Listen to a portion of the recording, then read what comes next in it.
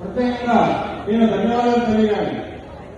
ఎందుకంటే యోగి వేమన్ గారి జయంతిని ఆహ్వానించడం, అందులో పాల్గొనే అవకాశం కల్పించిన వెంకట ప్రసాద్ గారికి ఖచ్చితంగా ధన్యవాదాలు తెలియాలి.